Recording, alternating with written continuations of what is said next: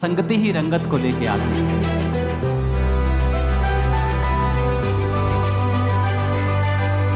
वचन कहता है तो रोगियों पे हाथ रखा रोगी चंगे हो जाएगी।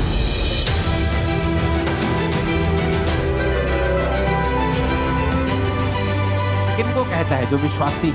अगर आप एक जीवित चर्च का हिस्सा है तो आपने इतने महीने इतने साल वचन सुन लिया, अपने पाप के बारे में आपको मालूम, आप उससे दूर होंगे, आप प्रार्थना करने वाले हो। इसलिए मैं आपसे कह रहा हूं, आप रोगियों पे हाथ रखेंगे चंगे हो जाएंगे, क्योंकि आप ऐसी संगति में हैं।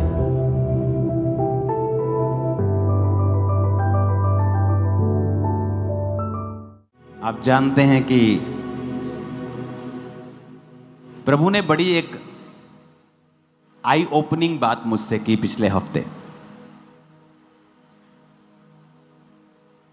प्रभु ने कहा कि अगर लोगों को यह मालूम है कि जब उनको पेट की दिक्कत होती है वो घर बैठ के रोते नहीं रहते, पेट के डॉक्टर के साथ अपॉइंटमेंट बुक करते हैं और पेट के डॉक्टर को दिखा देते हैं। जब उनको आंखों की दिक्कत होती है वो आंखों के डॉक्टर के पास चले जाते हैं। आप घर बैठ के रोते नहीं रहते कि मेरी आंखें खराब है, मेरी आंख, आप जाते हैं और डॉक्टर के पास चले जाते हैं। पर जब एक क्रिश्चियन को प्रॉब्लम होती है वो घर बैठा रोता रहता है। अगर उसे हीलिंग चाहिए तो परमेश्वर ने लोग ठहराए हैं जिनके पास हीलिंग का वरदान है, वो उनके पास नहीं जाते, इसलिए वो रोते रहते हैं। इसीलिए प्रभु उनको बाइबल में बच्चा कहता है, मंदबुद्धि और मूर्ख कहता है, कि उन्हें सांसारिक बातों की तो नॉलेज है कि अगर मेरे फाइनेंस में गड़बड़ है तो मुझे अच्छे सीए के पास जाना है, अगर मेरे मकान में कोई दिक्कत है तो मुझे मिस्त्री के पास जाना है, मेरे साउंड में कुछ दिक्कत है तो मैं अच्छी टीम बुलाऊंगा दिल्ली से साउंड की, मुझे चेक करे। पर जब आपको कोई दिक्कत होती है तो आप ये भूल जाते हैं कि परमेश्वर ने लोग ठहराए हैं जिनके पास आपको जाना होगा। अगर परमेश्वर ने डायरेक्ट अपनी आत्मा के द्वारा कार्य करना होता तो वो कभी ना कहता कि मैंने चर्च में pastors, evangelist, profits, apostles, teachers ठहराए हैं। वो ये कहता कि मैंने अपना आत्मा ठहराया है जो तुम्हारी जिंदगी में काम करेगा। लेकिन वचन क्या कहता है? उसने कहा मैंने चर्च में इन लोगों को ठहराया है कि मसीह की देह उन्नति पाए। आप हील होंगे, आप उन्नति करेंगे। मैं आपको बता रहा हूं, healing is a spiritual thing. आपके कमर में दर्द है, आप बैठकर प्रार्थना नहीं कर सकते फुल कंसंट्रेशन के साथ, लेकिन जब वो दर्द हील हो जाता है आप फ्री हो जाते हैं फुल पोटेंशियल के साथ प्रार्थना करने के लिए। सो healing, deliverance is a spiritual thing. ये कोई शारीरिक चीज नहीं है जिसको लोग, जिसकी निंदा करने लगते हैं क्योंकि उनके पास वो वरदान नहीं है। हाथ ना आए थू कोड़ी। ऐसे पास्टर्स भी हैं जिनके पास हीलिंग का वरदान नहीं है। अपने प्रचार से उनकी चर्च में लाखों लोग हैं जो लोग ये बोलते हैं कि हमारे पास हीलिंग का वरदान नहीं, हम सच बोलते हैं इसलिए हमारे पास लोग थोड़े हैं। मैं आपको अकेले प्रचारक बता देता हूं जो इस इंडिया की दूसरी सबसे बड़ी चर्च है, वहां पे 3.5 लाख मेंबर हैं, सिर्फ प्रचार करता है पास्टर।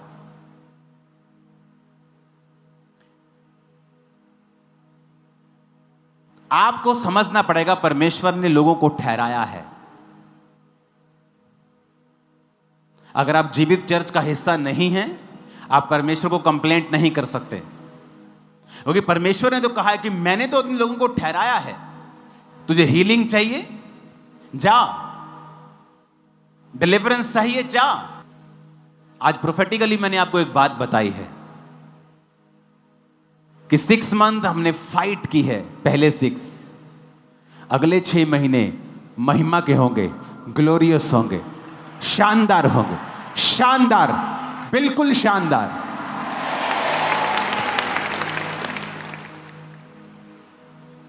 लोगों को लगता है शायद फेसबुक से नाम पढ़ के प्रोफेसी करना प्रोफेसी है, वो प्रोफेसी नहीं है। आप अपने लोगों को देखेंगे, अपने रिश्तेदारों को, दोस्तों को देखेंगे कि वो स्पिरिट डबल ट्रिपल 10 गुना ज्यादा खिंचाहट से उनको अपनी ओर खींच रही है और परमेश्वर के भवन में लेके आ रही है। वो आत्मा आप देखेंगे उनके साथ, आप देखोगे। ये प्रोफेटिक वर्ड है जो मैं आपको दे रहा हूं। जैसे जैसे टेक्नोलॉजी बढ़ेगी, एविएशन में बहुत सी नई टेक्नोलॉजी आप देखोगे। फ्यूचर तो ऐसा होगा कि जहाज क्रैश होने की घटनाएं 0.something% पे आ जाएंगी, इतनी कम हो जाएंगी। टेक्नोलॉजीज ऐसी होंगी कि किसी को बंदूक से मारने की जरूरत नहीं पड़ेगी, आप उसको दूर से बिना बंदूक से मार पाएंगे। और लोगों का डिप्रेशन हाईएस्ट लेवल पे होगा। छोटे छोटे बच्चे भी डिप्रेशन का शिकार होंगे फ्यूचर में। और इसीलिए परमेश्वर की ओर लोग ज्यादा होंगे, विरोध भी ज्यादा होगा, अंधेरा भी ज्यादा होगा और उजाला भी ज्यादा होगा। आपके बच्चे चमकेंगे तारों की तरह और लोगों को सिखाएंगे। और ये ज्यादा टाइम नहीं लगेगा, मैं आपको बता रहा हूं। सडनली कुछ दिनों में, कुछ महीनों में ही टेक्नोलॉजीज उस लेवल पे चले जाएंगी कि जो लोग परमेश्वर में नहीं होंगे वो डिप्रेशन का शिकार हो जाएंगे। क्योंकि आज अगर उसको सेफ्टी चाहिए, वो अपने घर में जा सकता है, अपनी बख्तरबंद गाड़ी में जा सकता है, लेकिन फ्यूचर में ये भी चीजें सेफ नहीं होंगी। गारंटी सिर्फ उसी की होगी जो यीशु के लहू में छुपा हुआ है। तो लोग ज्यादा जरूरत समझेंगे परमेश्वर में आने की। जिस तरह कोविड के बाद हुआ, लोगों को ज्यादा महसूस हुआ कि हमें परमेश्वर के करीब रहना है। तो आप अगर घर में बैठे कंप्लेंट कर रहे हैं तो गलती परमेश्वर की नहीं है। आपको हीलिंग चाहिए, डिलीवरेंस चाहिए, प्रोफेटिक आपको विजन चाहिए, परमेश्वर क्या चाहता है, आप जीवित चर्च में आएं और सुने फिर परमेश्वर क्या चाहता है। तो इसलिए मैं ये बता रहा हूं कि आपको मालूम हो कि पवित्र आत्मा जब आपसे बात कर रहा है किसी विषय में, आपको ऐसा ना लगे कि मेरा मन आपसे बात कर रहा है। क्योंकि विश्वासियों से परमेश्वर बहुत ज्यादा बात जब नहीं करता या उनको पहचान नहीं होती परमेश्वर की आवाज कौन सी है, मन की कौन सी है, तो वो सोचते हैं कि शायद उनके मन में ये बात आ रही है। लेकिन कई बार मन में नहीं आ रही होती, वो परमेश्वर का आत्मा उनसे बात कर रहा होता है। तो एक नियम आप अपनी जिंदगी में बना लें कि परमेश्वर ने डायरेक्ट वो कुछ नहीं करता, बाइबल कहती वो अपने लोगों का इस्तेमाल करता है। तो अगर आपको हीलिंग चाहिए, स्पिरिचुअल लोगों के साथ संगति करें, उस चर्च का हिस्सा बने जहां हीलिंग पावर अवेलेबल है। मैं हील हुआ कि नहीं हुआ यह बात अलग है, लेकिन अगर एक कैंसर वाला हील हो रहा है, एक HIV वाला हो रहा है, तो सब हो सकते हैं, क्योंकि वो ग्रेस उस चर्च के ऊपर अवेलेबल है। एक के बेबी हो रहा है, 2 को हो रहे, 3 को हो रहे, इसका मतलब ग्रेस अवेलेबल है। ऐसा कैसे हो सकता है कि आप ले हैंड करवाएं, आपको हल्का महसूस हो, आप सब कुछ उठा रहे हैं, आप अगले दिन 2 दिन बाद वापस जा रहे हैं, आप प्रेग्नेंट हैं? ऐसा कैसे? आपकी फैलोपियन ट्यूब ब्लॉक है, आपको HIV है, सब कुछ नेगेटिव लाइफ में बुरा चल रहा है, आप चर्च में बैठे हैं 3 साल से, समथिंग एक दिन समडे प्रेयर होती है, आप पेट पे हाथ रखती हैं, आपको गर्म महसूस होता है, अगले महीने में आप प्रेग्नेंट होती हैं। ऐसा कैसे हो सकता है? आपका बेबी, आपका हस्बैंड, आप HIV फ्री हैं, ऐसा कैसे हो सकता है? एक इत्तेफाक हो सकता है, 2 हो सकते हैं, 20,000 इत्तेफाक नहीं हो सकते।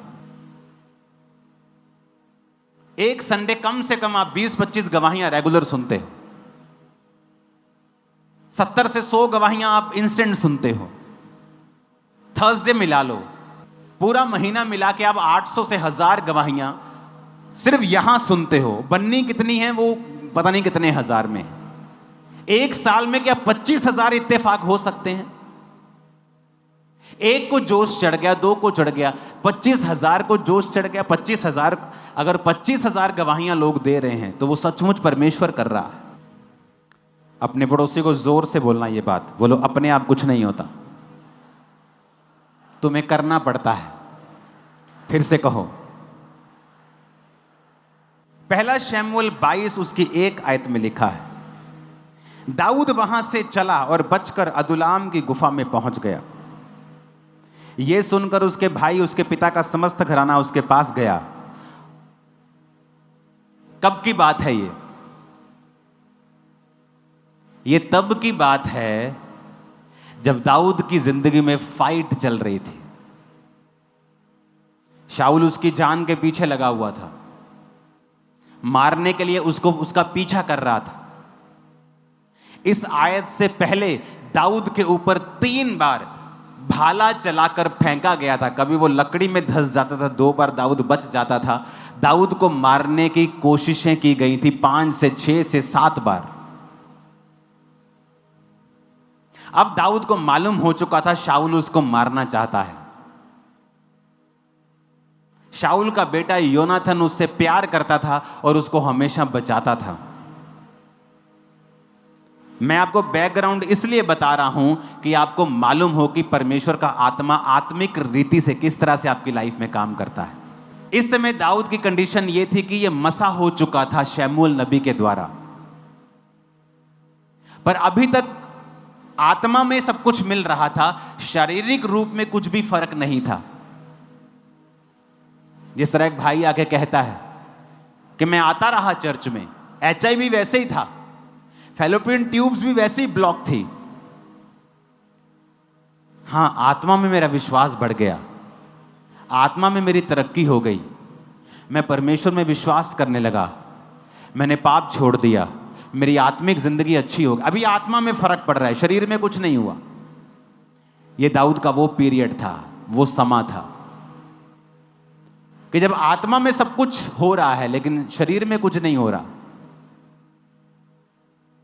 और अब वो ऑफिशियली भगोड़ा हो चुका है। पहले वो शाऊल के सामने रहता था, शाऊल पर दुष्ट आत्मा चढ़ता था, वो वीणा बजाता था, गाता था, शाऊल चंगा हो जाता था। चंगा होता था तो शाऊल को अच्छा लगता था।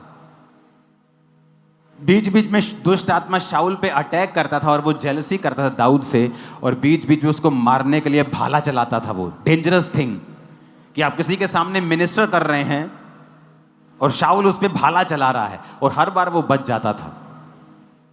अब बात इससे आगे चली गई थी। अब वो ऑफिशियली भगोड़ा था, यानी उस देश से ही भाग चुका था। कुछ हुआ, क्या हुआ? 2 आयत में कुछ हुआ, देखेंगे।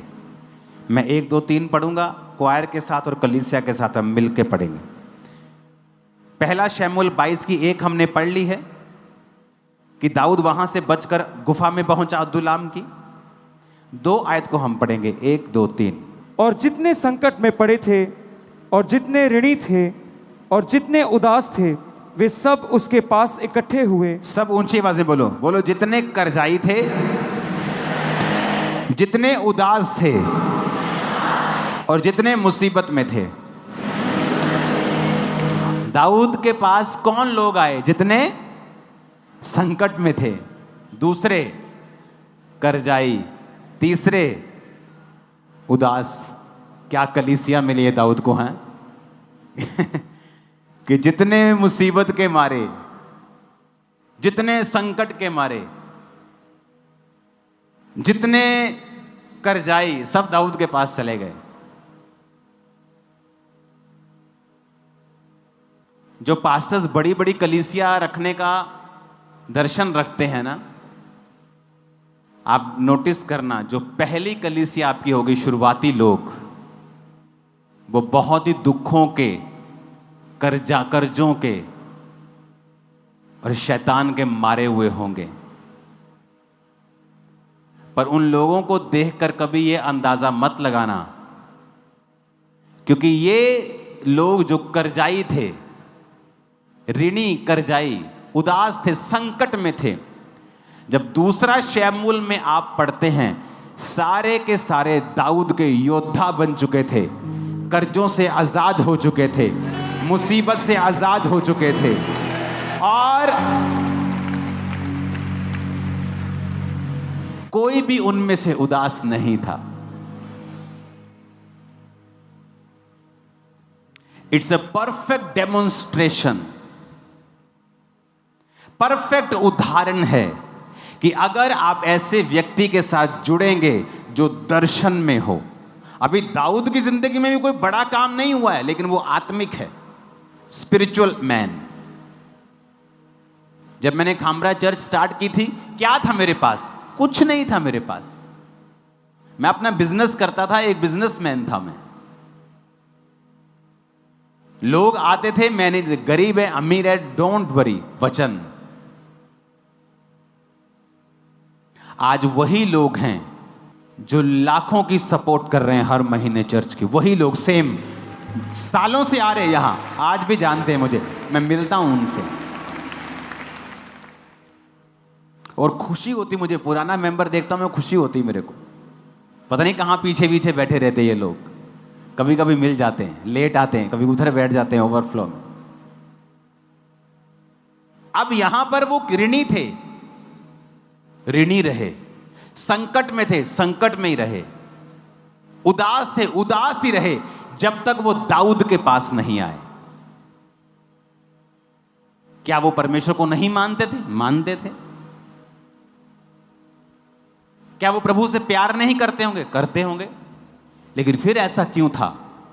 क्योंकि बाइबल कहती है, मैं तुम्हारे लिए अपने मन के अनुसार चरवाहे ठहराऊंगा जो तुम्हारी चरवाही करेंगे।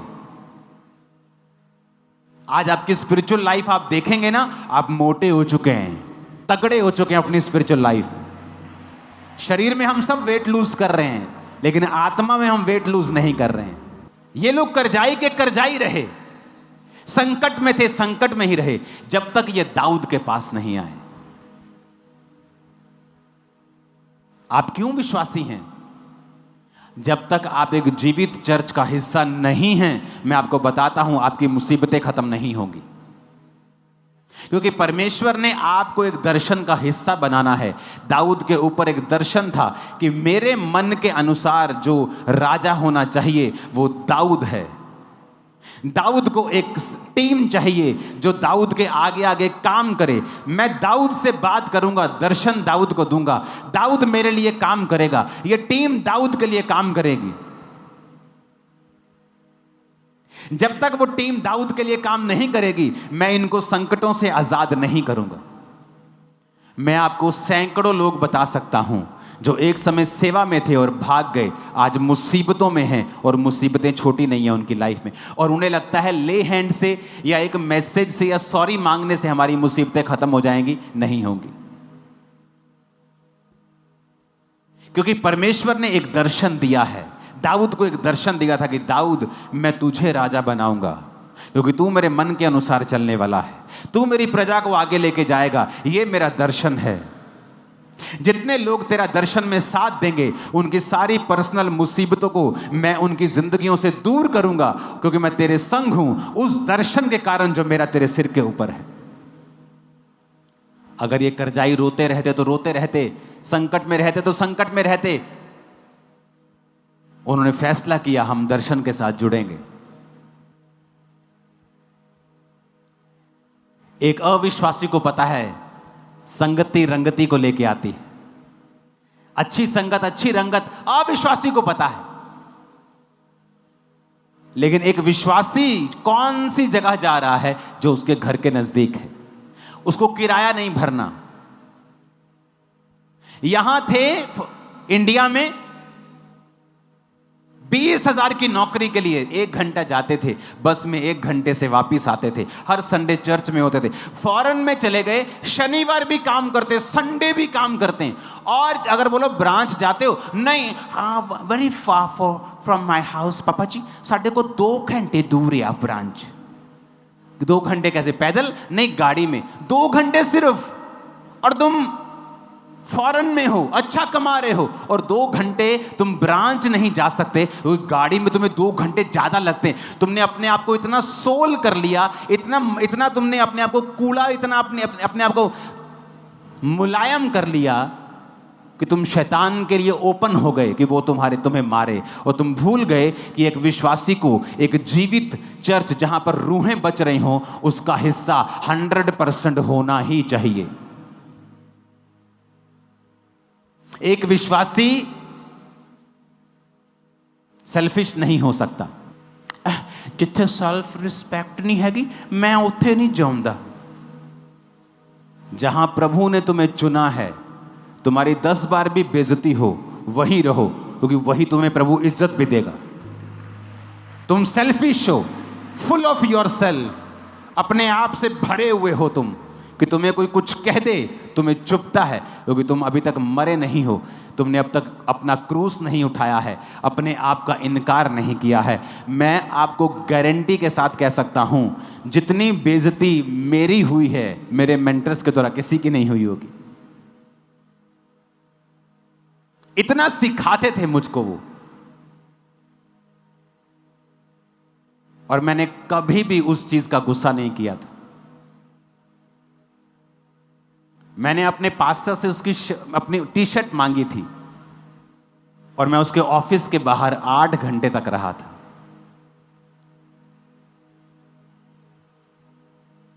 टी शर्ट लेके ही निकला, मैं भी ढीठ था, मैंने कहा जाना ही नहीं, आज लेके ही जानी टी शर्ट। जब तुम अपने आप में मरे ही नहीं हो, तुम्हें किसी वॉलंटियर ने कुछ कह दिया, तुम अपने आप से इतने भरे हुए हो, तुम प्रभु का स्पर्श नहीं ले सकते। जीवित चर्च का हिस्सा बनना आसान भी नहीं है। आपको एफर्ट्स लगाने पड़ते हैं, चैलेंजेस का सामना करना पड़ता है। चर्च को संभालने वाले इस चर्च में 5200, 5300, पता नहीं 5500 वॉलंटियर्स हैं। 5500 वॉलंटियर्स, सब ब्रांचेस मिला के। आपको क्या लगता है, अगर उनमें से 1% भी किसी का दिमाग खराब हो तो कम से कम 50 होंगे जिनका दिमाग खराब होगा। तो अगर आप किसी के दिमाग खराब करवाने पर दिमाग खराब कर सकते हैं, तो आपको अपना दिमाग ठीक करने की जरूरत पड़ेगी। क्योंकि हजारों में कुछ तो लोग होंगे जो आज सताए हुए होंगे, मूड खराब वाले होंगे। क्या आप उनके कुछ बोलने से निरुत्साहित हो जाएंगे? क्या आपको नहीं पता आप जीवित चर्च का हिस्सा हैं? क्या आपको नहीं पता परमेश्वर ने आपको भेजा है?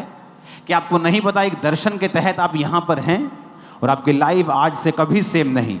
ये प्रोफेटिक वर्ड है, कुछ करो या ना करो, आज मैं कह रहा हूं आपकी लाइफ कभी सेम नहीं। आज के बाद एक नेक्स्ट लेवल के ऊपर आप जा रहे हो। आमीन। मेरे को खड़कने वाला चाहिए छत के ऊपर। हालेलुया। पढ़ो इन लोगों को, पहले शमूएल में पढ़ो इन करजाइयों को, इन करजाइयों को, इन ऋणियों को, इन दुखियों को, इन मुसीबत में पड़े हुए लोगों को पढ़ो। लेकिन मैं आपको बताता हूं, फिर दूसरा शमूएल भी पढ़ना। दूसरा शमूएल 23 उसकी 8 आयत से पढ़ना, जहां लिखा है दाऊद के शूरवीरों के नाम ये हैं, तहकमोनी, यशोब, यशबेत, उसके बाद अहोदी दादे का पुत्र एलियाजर। आपको दाऊद के वीर मिलेंगे। कौन थे ये? वही ऋणी, वही संकट, वही मुसीबत, वही दुखी लोगों की एक छोटी सी कलीसिया, जिसने दाऊद पर विश्वास किया कि इस परमेश्वर ने इसको खड़ा किया और हम प्रभु के काम करेंगे इसके साथ मिलके, और परमेश्वर ने उन्हीं को योद्धा बना दिया। कुछ ही समय की बात है, आप एक बड़े योद्धा के रूप में जाने जाएंगे, आप एक बड़े बिजनेसमैन के रूप में जाने जाएंगे, एक बड़े पास्टर्स के रूप में भी जाने जाएंगे। आमीन। मेरे को खड़कने वाला चाहिए। इस कलीसिया में सिर्फ विश्वासी नहीं आते, पास्टर्स, प्रॉफिट्स, अपोस्टल्स सब आपके बीच में बैठे हैं। बड़े काम करोगे आप, बड़े काम करोगे आप। फाइनेंस की समस्याएं आपको नहीं होंगी यीशु मसीह के नाम में। हालेलुया।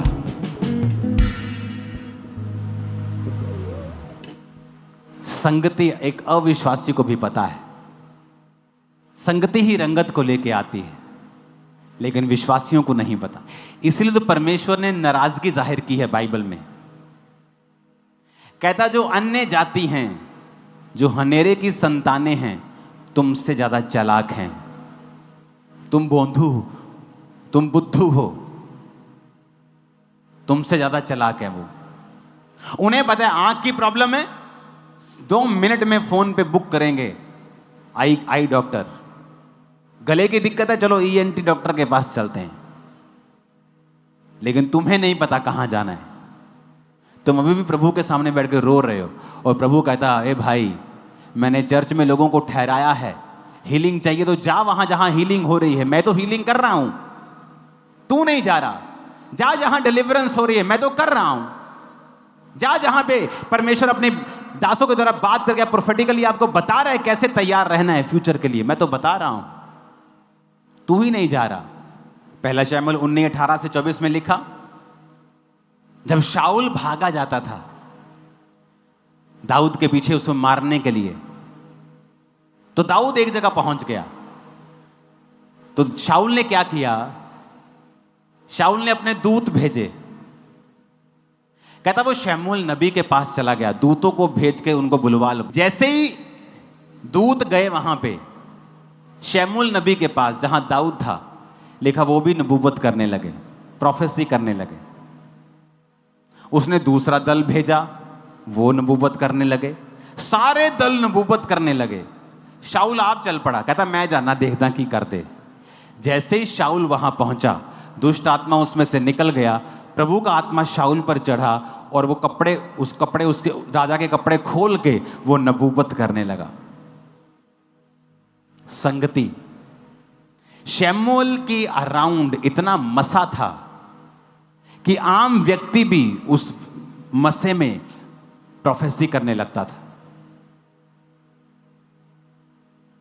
इतनी अनॉइंटिंग थी उसकी लाइफ में। मैं आपको यह सच कह रहा हूं, प्रभु की आत्मा से अगर आप लंबे समय से चर्च को अटेंड कर रहे हैं, आप हाथ रखेंगे रोगी चंगे हो जाएंगे। आप करके देख लो, वचन कहता है तो रोगियों पे हाथ रखा रोगी चंगे हो जाए। किन को कहता है? जो विश्वासी हैं। इसलिए नहीं कि आप इसी चर्च के मेंबर, मैं इसलिए कह रहा हूं कि मुझे इस बात का यकीन हो जाए, अगर आप एक जीवित चर्च का हिस्सा है तो आपने इतने महीने इतने साल वचन सुन लिया है, आपने पाप के बारे में आपको मालूम है, आप उससे दूर होंगे, आप प्रार्थना करने वाले होंगे। इसलिए मैं आपसे कह रहा हूं, आप रोगियों पे हाथ रखेंगे वो चंगे हो जाएंगे, क्योंकि आप ऐसी संगति में हैं। जाओ अपने मुसीबत से भरे हुए दोस्त से बात करो, तुम 3 बार उससे मिल लो, उसकी जिंदगी बदल जाएगी, मैं आपको दावा करता हूं। जाओ अपने ऐसे रिश्तेदार से मिल लो जो दुखी है, 4थी मीटिंग में उसके जीवन में काम ना हुआ तो मेरे को बोलना। तुम्हारे अंदर प्रभु का आत्मा है, मसा है।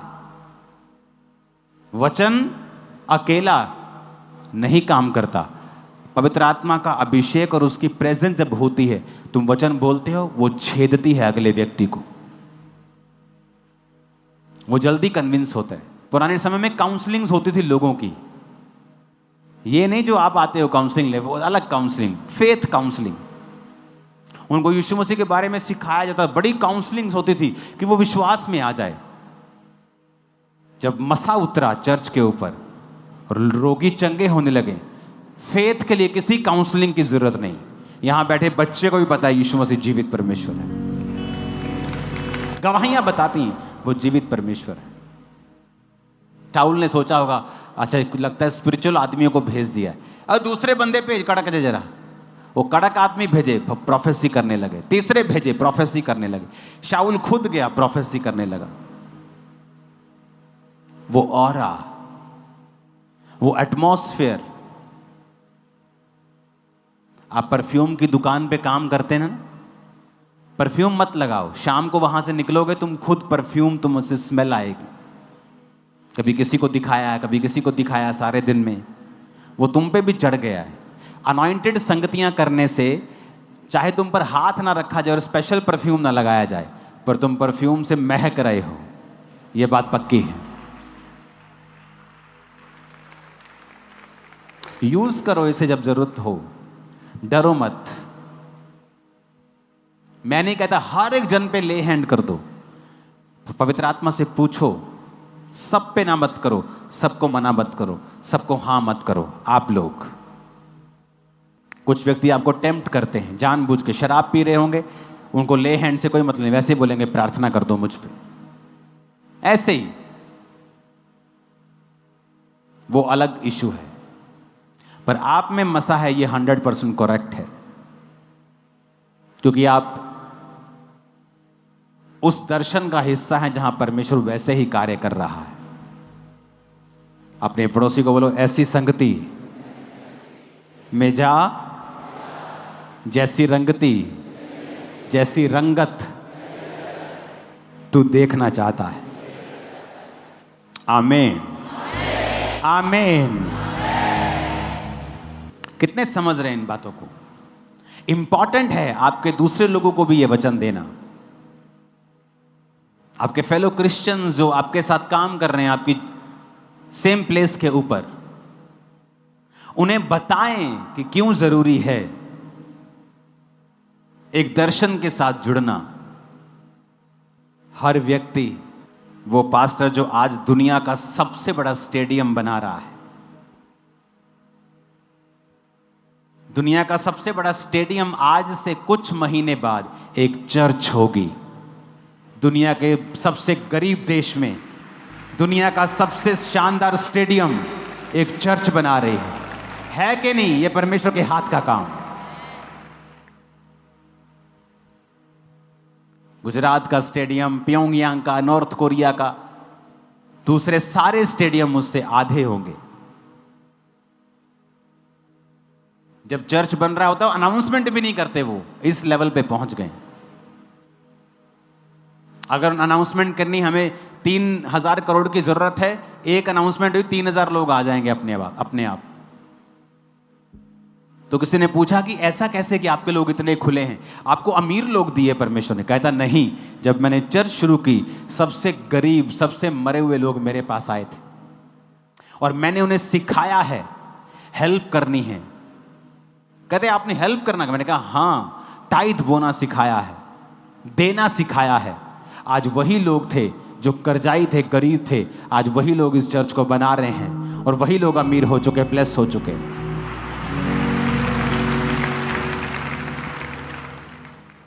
आपके पास थोड़ा आता है, आप सोचते नहीं ज्यादा आएगा तो मैं बोऊंगा,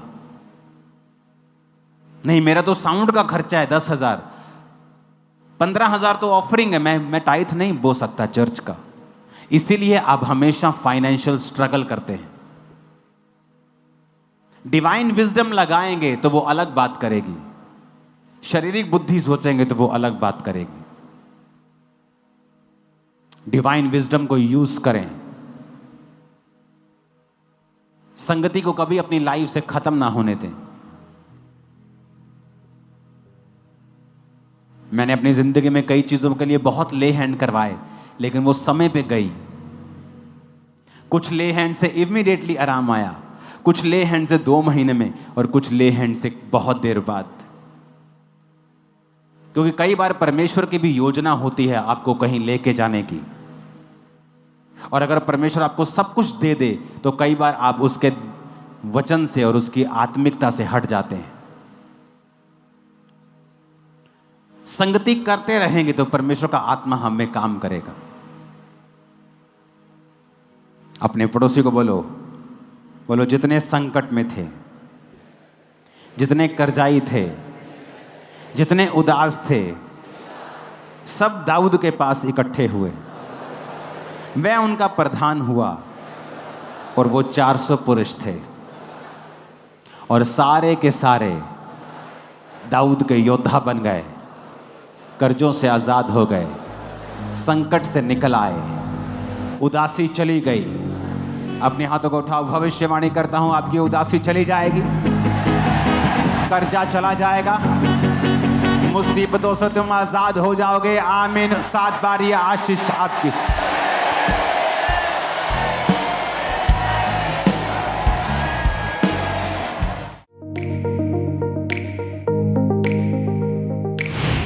परमेश्वर के दास के द्वारा दिए गए जीवित वचनों और गहरे आत्मिक भेदों को जानने के लिए